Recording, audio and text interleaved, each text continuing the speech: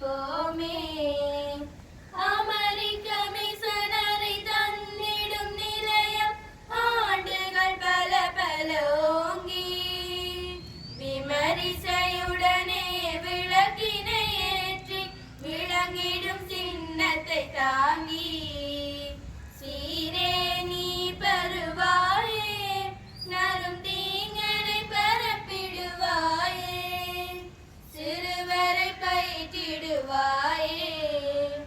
1875 ஆண்டினில் அங்குதித்தாயே ஆங்கில அறிவோடு தீண்டமை தனையும் மாண்புற தந்தையம் தாயே சாவகச்சேரியில் தோன்றி சர்வசாஸ்திரங்கள் தருவாயே சரணங்கள் உண்பதம் யாமே சமய கலை அறிவுணர்வோடு சேர்ந்து சந்தன முன்புகள் பாடி துதிப்போம் துதிப்போம் துதிப்போம் தூய் மலர் கொண்டு நாம் துதிப்போம் தூய் மலர் கொண்டு நாம் துதிப்போம்.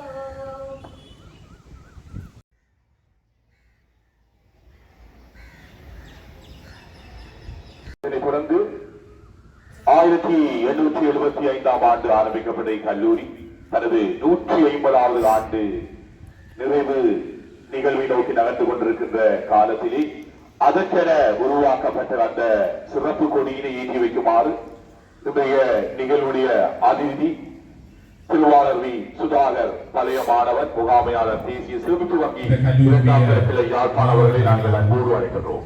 உதைபந்தாட்ட அணி, துடுப்பாட்ட அணி ஆகியவற்றில் ஒரு சிறந்த விளையாட்டு வீரராகவும் குறிப்பாக பாடசாலையுடைய உடற்பயிற்சி அணியினையுடைய பிரதிநிதிப்படுத்தி பல்வேறு வெற்றிகளுக்கு காரணமாக இருந்த ஒரு வீரர்.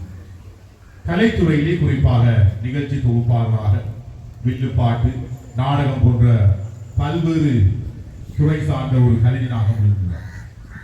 கிழக்கிழங்கை பல்கலைக்கழகத்தில் BSc accountancy and finance management in English medium பட்டதாரியானவர். பேங்கிங் டிகிரி பட்டத்தினை பெற்று யாழ்ப்பாண தேசிய சேமிப்பு வங்கியுடைய முகாமையாளராக கடமையாற்றி வருகிறார். 27 வருடகால சேவைக்கு மேலாக ஒரு சமூக சேவையாளராக தன்னை ஈடுபடுத்திக் கொண்டிருக்கின்ற ஒரு அற்புதமான மனிதரை இந்த கல்லூரிக்காக பெற்றெடுத்திருக்கிறது. யாழ்ப்பாண தேசிய சேமிப்பு வங்கியுடைய இரண்டாம் தர கிளையினுடைய முகாமையாளர். அவரை நாங்கள் வருக வருக என வரவேற்பதோடு இன்றைய நிகழ்வை நாங்கள் மங்கள விளக்கேற்ற நிகழ்வோடு நாங்கள் ஆரம்பிக்க இருக்கிறோம். முதலாவதாக மங்கள விளக்கினை ஏற்றி வைக்குமாறு இந்த நிகழ்வுடைய அதிதி அவர்களை நாங்கள் அன்போடு அழைத்திருக்கின்றோம்.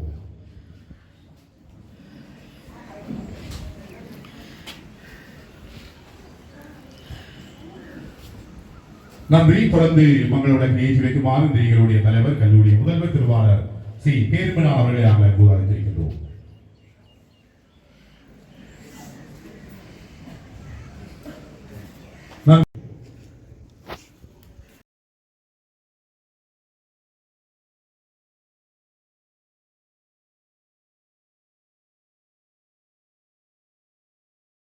ஆண்டு விழாவினுடைய ஒரு அங்கமாகிய பழைய மாணவர்களின் அனுபவ பகிர்வு நிகழ்விலே இன்று கலந்து கொண்டிருக்கின்ற எங்களுடைய கல்லூரியின் பழைய மாணவரும் யாழ் மேற்தர கிளையினுடைய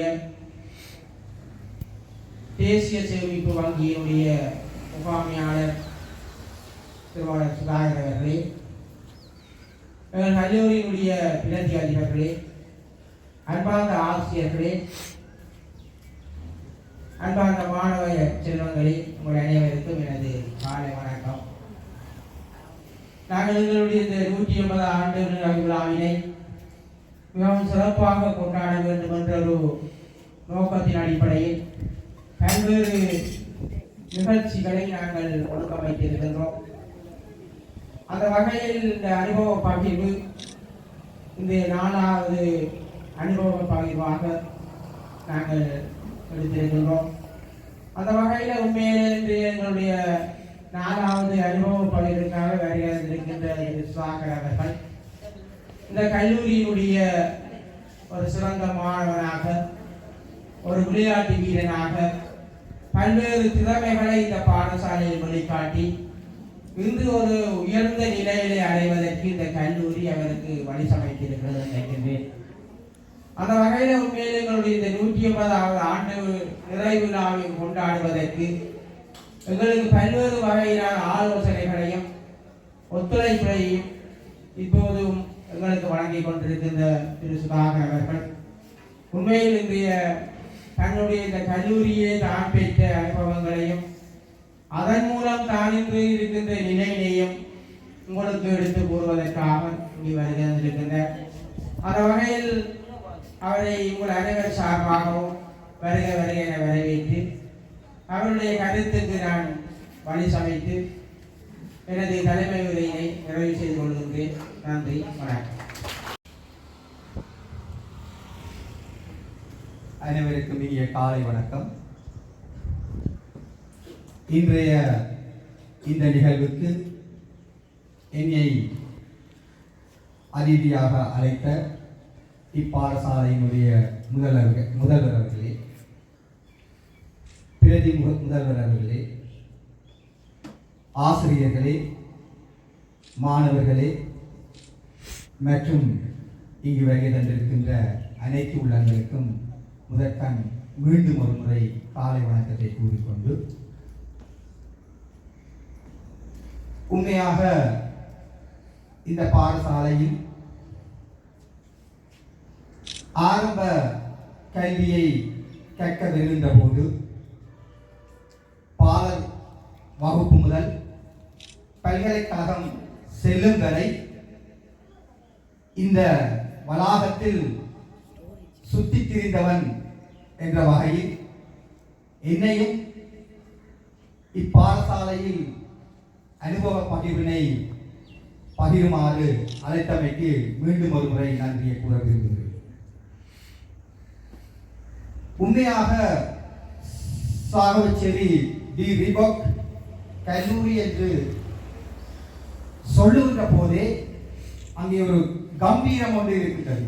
டி ரீபாக் கல்லூரி, அந்த கம்பீரமான ஒரு பாடசாலையில் கல்வி கற்றவன் என்ற வகையில் நான் இன்றும் பெருமிதம் அடைகின்றேன். பாலர் வகுப்பில் வந்து நான் சேருகின்ற போது இங்கு தென்மராட்சியே எனக்கு ஒரு அனுபவமாகத்தான் இருந்தது. ஏனென்று சொன்னால், நாங்கள் பிறந்து அப்பாவினுடைய வேலை நிமித்தம் கொழும்பில் பிறந்த காலத்திலிருந்து அங்கே இருந்து 1975ஆம் ஆண்டு இனக்கலவரத்தின் போது நாங்கள் இங்கு இடம்பெயர்ந்து தென்மராட்சிக்கு எங்களுடைய தாய் பிரதேசத்துக்கு வந்து எங்களுடைய குடும்பத்தினர் தங்களுடைய வாழ்க்கையை ஆரம்பித்த காலத்தில் இந்த பாடசாலையில் முதலாம் ஆண்டு நான் இணைந்து கொண்டேன். அப்போது உண்மையாக ஒரு புதிய அனுபவம் இருந்தது. இந்த பாடசாலையில் வருகின்ற போது எல்லாமே ஒரு பிரமாண்டமாக இருந்தது.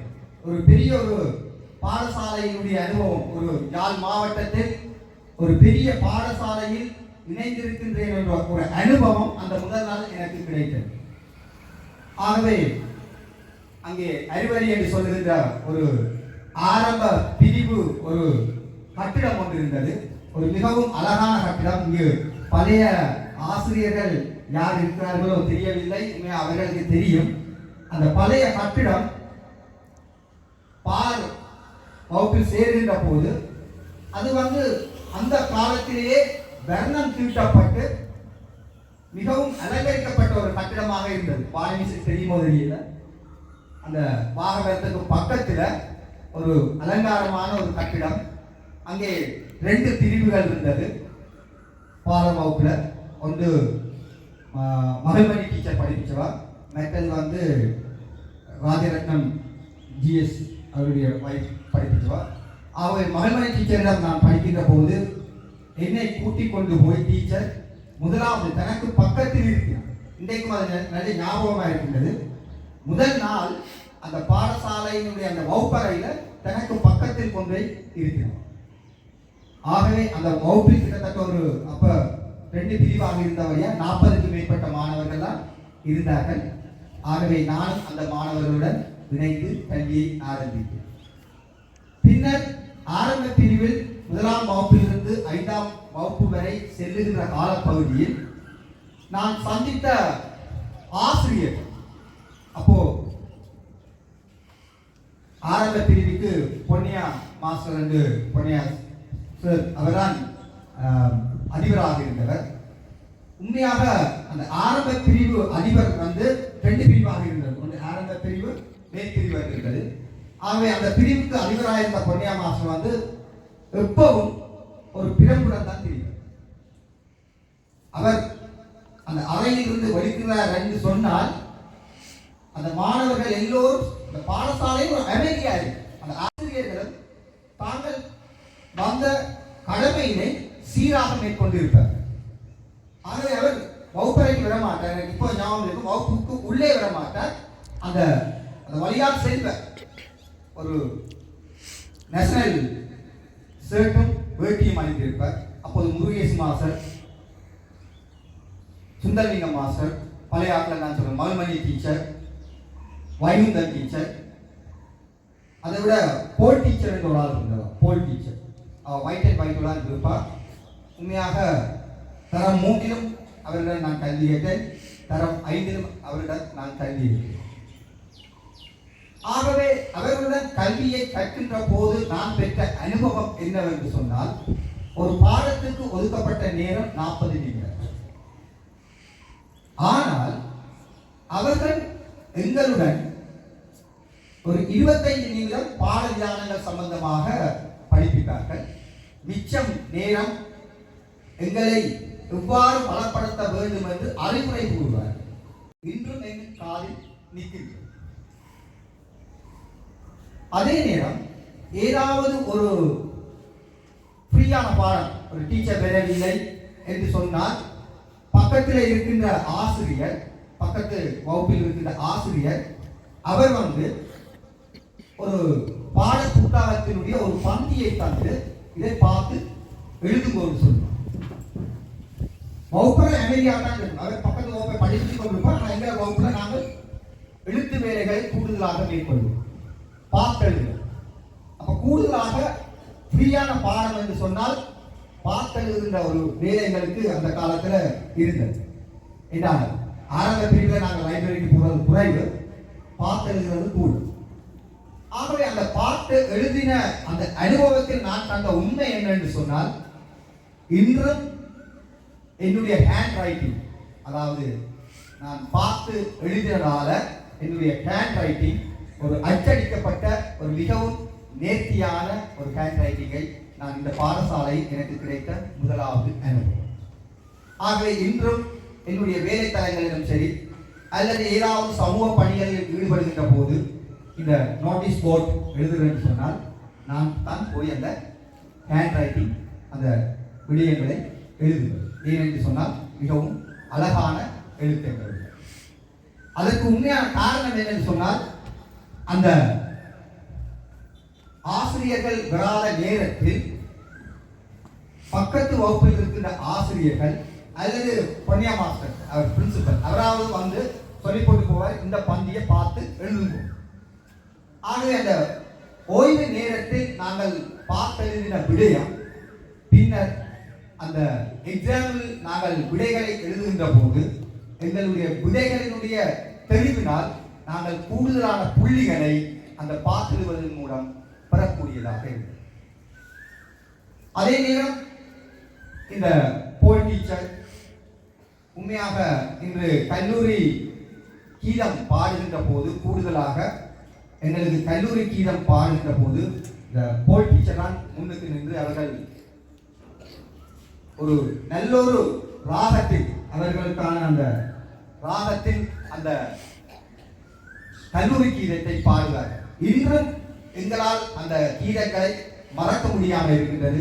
ஏனென்று சொன்னால் அவர்கள் இன்றும் இங்கே பாடுகின்ற போது எனக்கு அந்த போல் டீச்சர் அந்த ஞானமே உருவாம் தீபக் கல்லூரியை என்ற பாடிய அந்த உச்சரிப்பு இன்றும் காதில் கேட்டுக்கொண்டே இருக்கிறது. ஓஸ்வர்ட் மாஸ்டர் கிறிஸ்தவ ஆசிரியர்கள் கூடுதலாக இருந்தார்கள். அவர்கள் தங்களுக்குரிய பாணியில் அந்த கல்லூரி கீதங்களை மிகவும் நேர்த்தியாகவும் அழகாகவும் பாடினார். அதே நேரம் இந்த ஆரம்ப பிரிவில் நாங்கள் இருக்கின்ற போது எங்களுக்கு பிரேயர் நடக்கும். வெள்ளிக்கிழமை இந்த பஞ்சபுராணம் இன்றும் அன்று பாடிய பஞ்சபுராணங்கள் அதே நேரம் இன்றும் காதில் ஒலித்துக் கொண்டிருக்கின்றது. நாங்கள் தேவாரங்களை பாடமாக்குவதில்லை, புத்தகத்தில் இருக்கின்ற தேவாரங்களை பாடமாக்குவதில்லை. என்றால் பஞ்சபுராணங்கள் பாடி பாடி பாடி பாடி பாடி அதன் மூலமே எங்களுக்கு தேவாரங்கள் காதில் ஒலித்து அவ்வாறு கேட்கப்பட்ட தேவாரங்கள் தான் பின்னர் பரீட்சைகளுக்கும் எங்களுக்கு எழுதக்கூடியதாக. ஏன் நான் இதை சொல்லுகிறேன் என்று சொன்னால், பாடசாலையில் நாங்கள் கல்வி கற்க வருகின்ற நேரத்திலிருந்து பாடசாலையை விட்டு நாங்கள் வீட்டுக்கு செல்லுகின்ற நேரம் வரையும் நாங்கள் இந்த பாடசாலையில் கல்வியை கற்பதை விட பாட புத்தகங்களில் இருந்து பெறுகின்ற கல்வியை கற்பதை விட அனுபவ பகிர்வுகள், அனுபவ ரீதியாக நாங்கள் பல விடயங்களை கற்றோம். அந்த வகையில் இந்த பாடசாலையை உண்மையாக ஒரு டிசிப்ளின் ஸ்கூல் என்று தான் சொல்லுவது. அந்த காலத்தில் சொல்லுவாங்க டிசிப்ளின் ஸ்கூல். ரிபோ கல்லூரி என்று சொன்னால் டிசிப்ளின். இன்றும் எனக்கு சந்தோஷமாக இருக்கின்றது, எல்லோரும் அமைதியாக இருக்கிறீர்கள். இதுதான் தெரியும். உன்னிப்பாக நீங்கள் கேட்டுக்கொண்டு இருக்கிறீர்கள் என்பதை எனக்கு புலப்படுகிறது. இந்த அமைதிதான் அந்த கேட்கிற ஆற்றலை கூட்டும். நீங்கள் நான் கலைக்கின்ற போது நீங்கள் கலைத்துக் கொண்டிருந்தால் அந்த கேட்கின்ற ஆற்றல் உங்களிடம் குறைந்துவிடும், கவனக்கலைப்பு போயிடும். ஆகவே அந்த வகையில் எனக்கு சந்தோஷமாக இருக்கின்றது என்று எல்லோரும் ஏதோ என்னை உற்று நோக்கி நான் சொல்லுகின்ற விடயங்களை செவிசாய்ப்பது போல ஒரு உணர்வு எனக்கு இருக்கின்றது. ஆகவே அந்த வகையில் எங்கே உங்களுக்கு ஒரு பலத்த கரகோஷம், ஒரு கரகோஷம் என்று தெரியும். நிச்சயமாக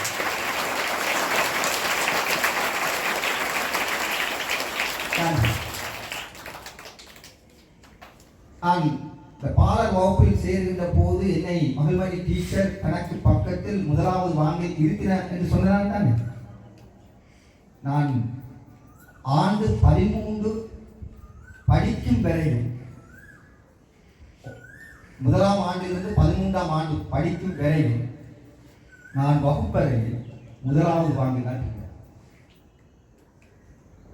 ஏன் என்று சொன்னால், அந்த முன்னுக்கு இருக்கின்ற போது நாங்கள் எங்களுடைய கவனங்களை அந்த பாட விதானத்திலும் அந்த ஆசிரியர் மீதும் நாங்கள் கூடுதலாக செலுத்துகின்ற போது இந்த கவனக்கலைப்பு குறைவாக இருக்கும். ஆகவே அந்த வகையில் நான் முன் வரிசை இருக்கின்ற போது ஆசிரியர்களும் என்னை எழுப்பி, சுதாகர், அது சமூக கல்வி பாடமாக இருந்தாலும் சரி, தமிழாக இருந்தாலும் சரி, என்ன பாடமாக இருந்தாலும் சரி, எழுப்பி அந்த பாட புத்தகத்தை முன்னுக்கு கூப்பிட்டு வச்சு வாசிக்க சொல்லுவார். அந்த பாட புத்தகத்தில் இருக்கிற விடயங்களை வாசிக்க சொல்லுவார். ஆகவே நான் வாசிப்பேன். எல்லாம் மித்த 35-40 மாணவர்கள் அதை கேட்டுக்கொண்டிருப்பார்கள். ஆகவே நான் வாசிக்கின்ற போது டீச்சர் சொல்லுவார், பிள்ளைகளே இதில் இந்த பந்தியை புரியுங்கள். ஆகவே அங்கே ஒரு பென்சிலால் அந்த புத்தகத்தில் அவர்கள் கீறுவார்கள், அடையாளம் விடுவார்கள். அப்போது நானும் விடுவேன். ஆகவே முக்கியமான விடயங்களை அந்த புத்தகத்தில் குறித்து வைத்திருப்போம். நோட் எழுதுவதை விட கேட்கின்ற ஞானத்தை கூட்டுவதற்காக. ஆகவே பின்னர் அதிலிருந்து கேள்வியை கேட்கின்ற போது அது எங்களுக்கு பிரயோசனமாக இருக்கும். ஆகவே இவ்வாறு நான் அந்த பாட புத்தகங்களை ஆசிரியர்கள், ஒவ்வொரு பாடத்துக்கும் ஒவ்வொரு ஆசிரியர் வருகின்ற போது நான் வாசிப்பதன் மூலம் தான் எனக்கு பின்னர் நிகழ்ச்சி தொகுப்பு வழங்குவதற்கும், எந்த ஒரு மேடையிலும் கூச்சமின்றி பேசுவதற்கும், மற்றபடி ஒரு நோட்ஸை கூட நான் எழுதி கொண்டு வரேன். எங்க போனாலும் வெறும் கையோடு தான் போய் பேசுவது. ஏனென்று சொன்னால் அந்த அவ்வளவு விடயமும் இங்கே இருக்கு. ஆகவே இந்த கற்கின்ற போது கிடைக்கின்ற ஒவ்வொரு அனுபவங்கள், எங்களுக்கு கிடைக்கின்ற ஆசிரியர்கள் வழிகாட்டுகின்ற ஒவ்வொரு விடயங்களையும் நாங்கள் இன்று அனுபவிக்கக்கூடியதாக இருக்கிறது. அதன் பிற்பாடு ஆகவே தரம் 5 வரை நாங்கள் ஆரம்ப பிரிவினை நிறைவு செய்து தரம் 6க்கு நாங்கள் நுழைகின்ற போது எங்களை 3 பிரிவாக பிரித்து விடுவார். ஒன்று நல்ல கெட்டிக்கார பிள்ளை, மற்றது ஓரளவு கெட்டிக்கார பிள்ளை, மற்றது இன்னும் கொஞ்சம் கெட்டித்தனம் குறைந்த பிள்ளைகள் என்று 3 பிரிவாக அப்போது வகுப்புகளை பிரிப்பார். ஆகவே நல்லா கெட்டிக்கார வகுப்பில் நான் படிக்கவில்லை. ஆரம்பத்தில் இயர் 6ல நான் படிக்கிறேன். 2வது ஓரளவு படிக்கக்கூடிய வகுப்பில் தான் நான் இருந்தேன். அதை விட அடுத்த பிரிவும் இருக்கின்றது. ஏன் அதை பிரித்தவர்கள் என்று சொன்னால் அவர்களை இனம் கண்டு அவர்களை பயிற்சிப்படுத்தி அடுத்தடுத்த வகுப்பு. ஆகவே தரம் 6, 7 நான் ஓரளவு படிக்கக்கூடிய வகுப்பில் இருக்கின்ற போது உண்மையாக நல்ல கெட்டிக்கார வகுப்புக்கு விடவில்லை. ஏன்னு சொன்னால் அப்போது கொஞ்சம் சராசரியாகத்தான் நான் 6ஆம் 7ஆம் 8ஆம் வகுப்பில் படித்தேன். ஆகவே அந்த வகுப்பில் நான் படிக்கின்ற போது என்னோட இருக்கிற சக மாணவர்களும் ஓரளவு படிக்கக்கூடிய மாணவர்கள். அவ்வாறு ஓரளவு படிக்கக்கூடிய மாணவர்கள்ல நான் ஒரு 3ஆம் பிள்ளைக்குள்ள வருவேன். 1, 2, 3 என்ற பிள்ளைக்குள்ள ஓரளவு படிக்கக்கூடிய மாணவர்களை ஓரளவுக்கு வருவேன். ஆகவே அவ்வாறு 6, 7, 8 வகுப்புல அவ்வாறு வருகின்ற போது தரம் 9 நல்லா படிக்கக்கூடிய வகுப்புக்கு பிரயோஜனம் செய்துட்டாங்கன்னா மாத்திட்டாங்க.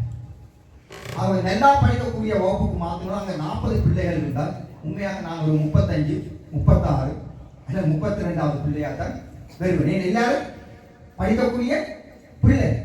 அவர்களுடன் போட்டியிட்டு நாங்கள் படிக்கிறோம். அவர்களுடன் போட்டியிட்டு படிக்கின்ற போது உண்மையாக அந்த அவர்களுடைய வேகத்துக்கு நாங்கள் செல்ல முடியாமல் இருந்தது. ஆகவே அங்கே இருக்கிற ஆசிரியர்கள் எங்களுக்கு உண்மையாக அந்த 40 மாணவர்களை ஒரே மாதிரி தான் அந்த நேரம் பார்த்தார். ஆகவே நாங்கள் ஏதாவது பாடங்களில் குறைவாக மார்க்ஸ் எடுத்தால் அவர்கள் எங்கள் மீது அக்கறை செலுத்தி ஊக்கப்படுத்தி இதை செய்தால் நல்ல பெறுவதை பெறலாம் என்று பயிற்சிகளை தந்து பின்னர் ஊக்கப்படுத்தி GCE சாதாரண பரீட்சையில் நல்ல பெறுவர்களை பெற்று, ஆகவே GCE சாதாரண பரீட்சையில் பெறுவர்களை பெற்று எனக்கு விருப்பம் மேத்ஸ் படிக்க வேண்டும். ஆனால் நான் மேத்ஸ் படிக்கவில்லை. நான் தெரிவு செய்தது ஏன் என்று சொன்னால் மேத்ஸ் படிக்காத ஒரு காரணமும் இருக்கு. என்னுடைய சகோதரி, மூத்த சகோதரி இப்பாடசாலையில் கல்வி பெற்றவர். அவர் சிறந்த பெறுவர்களை பெற்று பயோ சயின்ஸ் படித்தவர். பயோ சயின்ஸ் படித்து பின்னர் உண்மையாக எங்களுடைய குடும்ப சூழ்நிலை காரணமாக எந்த ஒரு டியூஷனுக்கும் அந்த நேரம் நாங்கள் போகவில்லை. வீட்டு படிப்புடனே நாங்கள் படித்தோம். பாடசாலை படிப்பும் வீட்டு படிப்புடன் படித்தோம். அவர் அந்த பயோவில் 2 வாரம் தான் சித்தி அடைந்தார். ஆகவே அவரால் அந்த பயோ சயின்ஸில் நல்ல பெறுவதை பெற முடியவில்லை. உடனே அவர் ஆர்ட்ஸுக்கு மாறி அக்கா சகோதரி நல்ல பெறுவதை பெற்று பல்கலைக்கழகம் சென்றார். ஆகவே அன்றிலிருந்து நாங்கள் முடிவெடுத்தோம். உங்கள் வீட்டில் இருக்கின்ற 5 சகோதரங்கள். அதற்கு பின்னர் அண்ணாவும் ஆர்ட்ஸ் படித்தார், அவரும் பல்கலைக்கழகம் சென்றார். அக்காவும் ஆர்ட்ஸ் படித்தார், பல்கலைக்கழகம் சென்றார். அடுத்தது நான். ஆகவே எனக்கு உண்மையாக மேத்ஸ் படித்தேன்னா மேத்ஸில் நல்ல டி வந்தது. ஆக மேத்ஸ் படிக்க ஆசை, நான் படிக்கவில்லை. ஏன் என்று சொன்னால் மேத்ஸ் படித்தால் உண்மையாக பல்கலைக்கழகம் செல்வனோ தெரியாது. ஏன்னா அந்த நேரம் குடும்ப சூழ்நிலை அப்படி இருக்கின்ற போது நான் கொமர்ஸ் படித்தேன். ஆகவே கொமர்ஸ் படிக்கின்ற போது அப்போது எங்களுடைய வகுப்பாசிரியராக அந்த நேரம் முன்னே நாள் அதிபர் அருந்தபாலன் சார், அவர் கொழும்பில் படிப்பித்து விட்டு அப்போது 88, 87ஆம் ஆண்டு யாழ்ப்பாணத்திற்கு மாற்றலாகி இந்த பாடசாலைக்கு ஆசிரியராக வருகின்ற போது எக்கனாமிக்ஸ் படிப்பிக்கின்ற ஒரு ஆசிரியராக எங்களுடைய ஏலெவல் வகுப்புக்கு வந்தார். ஆகவே நான் ஓஏல கொமர்ஸ் படிக்கிறேன். ஏன் நான் இதை சொல்ல வாரேன்னா ஓஏல நான் கொமர்ஸை படிக்கிறேன். அது ஏல நான் என்ன செய்தால் கொமர்ஸை தெரிவு செய்து படிக்கின்ற போது அப்போது இந்த ஆசிரியர் எனக்கு ஊக்கமும் ஆக்கவும் தர, கொமர்ஸ் ஓஏல படிக்காட்டியும் பரவாயில்லை, ஏல கொமர்ஸ் படித்தால் அது பெரிய விஷயம் இல்லை, நீ பாடத்தை விரும்பிட்டீங்கன்னு சொன்னால் நீ அந்த பாடத்தில் நல்லா பெறலாம் என்று எனக்கு ஊக்கம் தந்தவர். ஆகவே அந்த வகையில் நான் கொமர்ஸ் பாடத்தை தெரிவு செய்து ஏலெவலில் கொமர்ஸ் பாடம் படித்தேன். ஆகவே அந்த நேரம் எக்கனாமிக்ஸ் காமர்ஸ், ஹிண்டிகல்ச்சர் என்ற 4 பாடங்களை இங்கு நான் கல்வி பெற்றேன். கல்வி கற்று ஏலெவல் சிறப்பாக நான் ஏலெவல்ல காமர்ஸ்ல நல்லா படித்துக் கொண்டு வந்தேன். படித்துக் கொண்டு வருகின்ற போது 90ஆம் ஆண்டு யுத்தம் ஆரம்பிக்கிறது. ஆகவே யுத்தம் ஆரம்பிக்கப்பட்டவுடன் எங்களுடைய பஸ்ஸில் இருந்த எல்லாரும் ஒன்றில் வெளிநாட்டுக்கு போனார்கள் அல்லது கொழும்புக்கு சென்றார்கள். அவ்வாறான சூழ்நிலையில் இந்த தென்மராட்சியிலிருந்து எங்களுடைய பஸ்ஸில் நாங்கள் தான் உண்மையாக பாதிக்கப்பட்ட பஸ். எங்களுடைய சக மாணவர்கள் அனைவரும் இங்கே விட்டு கொழும்புக்கு சென்றார்கள். அந்த நேரம் நான் ஏலெவல் எழுதாமல் பாடசாலையை விட்டு கொழும்புக்கு சென்று விட்டேன். ஆனால் பரீட்சைக்கு நாங்கள் விண்ணப்பித்து விட்டோம். ஏலெவல் எக்ஸாம் நடக்குது 90ஆம் ஆண்டு. அங்கு சென்று ஸ்பெஷல் எக்ஸாம் 90ஆம் ஆண்டு ஸ்பெஷல் எக்ஸாம் கொழும்புல எழுதி சிறந்த பெருமுகத்தை பெற்று பல்கலைக்கழகம், கிழக்கிழங்கை பல்கலைக்கழகம், யாழ்ப்பாண பல்கலைக்கழகம் தான் கிடைத்தது. அந்த நேரம் பாஸ் பிரச்சனை வந்தால் இங்கே பூயிலாசிரியர் எல்லாம் இருந்தது. ஆகவே கிழக்கிழங்கை பல்கலைக்கழகத்தை தெரிவு செய்து BSc economy and finance management பாடத்தினை கிழக்கிழங்கை பல்கலைக்கழகத்தில் கற்கக்கூடியதாக. ஆகவே கிழக்கிழங்கை பல்கலைக்கழகத்தில் அந்த கட்டணரியினை ஆரம்பிக்கின்ற போது அவர்கள் சொன்னார்கள், எனக்கு இந்த பாடம் முதலாவதாக ஆரம்பிக்கப்படுகின்றது இங்கிலீஷ் மீடியத்தில் நீங்கள் படிக்கவும், கட்டாயம் இங்கிலீஷ் மீடியத்தில் படிக்கவும், இல்லாட்டி கற்கே நீங்கள் கற்க முடியாது. ஆகவே உண்மையாக எனக்கு அந்த நேரம் இங்கிலீஷ் மட்டும் என்ன சொல்லுவோம் ஏன்னு சொன்னால் நாங்கள் அந்த நேரம் இங்கிலீஷும் பெரிதாக முக்கியத்துவம் கொடுப்பதில்லை. ஆகவே ஓரளவு தெரிந்த இங்கிலீஷை வச்சு தான் ஆரம்பத்தில் அங்கே இருந்திருக்கின்ற விரிவுரையாளர்களும் எங்களுக்கு உதவி செய்து அந்த கற்க நெறியினை ஆரம்பித்து அந்த 4 இயர்ஸ் அந்த BSc economy and finance management டிகிரியை நாங்கள் நிறைவு செய்தோம். ஆகவே இந்த பாடசாலையினுடைய அனுபவம், இந்த கற்றல் தொடர்பான விடயங்களை உங்களுக்கு நான் சொன்னேன். அடுத்ததாக இந்த பாடசாலையை நான் பெற்ற அனுபவத்தில் எங்களுக்கு சகல இணைப்பாட விதானங்களிலும் கலந்து கொள்ளக்கூடிய ஒரு சந்தர்ப்பத்தினை இந்த பாடசாலையினுடைய களம் எங்களுக்கு ஏற்படுத்தி தந்தது. அது விளையாட்டாக இருந்தாலும் சரி, நாடகமாக இருந்தாலும் சரி, எந்த ஒரு துறையாக இருந்தாலும் இந்த பாடசாலையினுடைய மேடைகளில் அலங்கரித்தவர் நான். ஆகவே நான் அலங்கரிப்பதற்கு முன்னர் என்னுடைய சகோதரர், என்னுடைய சகோதரி அவர்கள் இந்த பாடசாலையை அலங்கரித்துக் கொண்டிருந்தார். ஆகவே எனக்கு இந்த இடைப்பாடங்களில் ஆர்வம் குறைவாக இருந்தாலும் எங்களுடைய சகோதர சகோதரிகள் நால்வரும் இந்த பாடசாலையினுடைய அனைத்து நிகழ்ச்சிகளிலும் பங்கு பெற்றுகின்ற போது எனக்கும் ஒரு ஆர்வம் வந்தது, நானும் பங்கு பெற்ற வேண்டும் என்று சொல்லி. ஆகவே எல்லா நிகழ்வுகளிலும் எங்களுடைய குடும்பம், என்னுடைய 5 சகோதரர்களும் நாங்கள் இந்த பாடசாலையில் சகல நிகழ்வுகளிலும் பங்கு பெற்றுவதற்கு இந்த பாடசாலை எங்களுக்கு களம் அமைத்து தந்தது. பெருமையாக சொல்ல வேண்டிய விடயம் என்னவென்று சொன்னால், எங்களுடைய வீட்டில் எங்களுடைய பெற்றோருடைய 5 குழந்தைகளும் 5 பிள்ளைகளும் இந்த பாடசாலையில் கல்வி கற்று பல்கலைக்கழகம் 5 சென்று இன்று உயர் பதவிகளில் இருக்கிறார்கள் என்று சொன்னால் இந்த பாடசாலைக்கு உண்மையாக நாங்கள் பெரிய ஒரு நன்றி கடன் உள்ளவர்களாக இருக்கின்றோம். ஆகவே இதற்கு உண்மையான காரணம் என்ன என்று சொன்னால், அப்போது இங்கு கல்வி கற்பித்த ஆசிரியர் அவர்களைத்தான் நான் உண்மையாக சொல்ல வேண்டும்.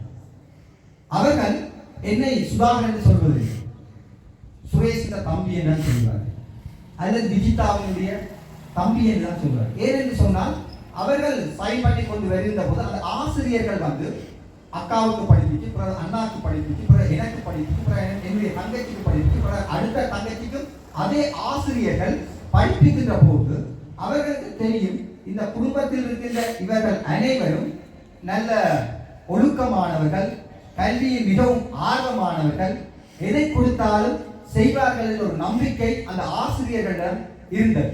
ஆகவே எங்களுடைய குடும்பத்தின் மீது அந்த ஆசிரியர்களுக்கு நல்ல ஒரு நம்பிக்கை இருந்தது. இந்த பிள்ளைகளுக்கு சிறப்பான கல்வியை நாங்கள் ஊட்டுவோமாக இருந்தால் அந்த மூலம் அந்த எங்களுடைய பள்ளிக்கூடத்துக்கு அவர்கள் பெருமை சேர்த்து பெறுவார்கள் என்ற ஒரு நம்பிக்கையின் அடிப்படையில் நாங்களும் அந்த ஆசிரியர்களை நேசித்தவர்கள். அதைத்தான் திரும்பவும் சொல்கிறேன். நாங்கள் எப்பவும்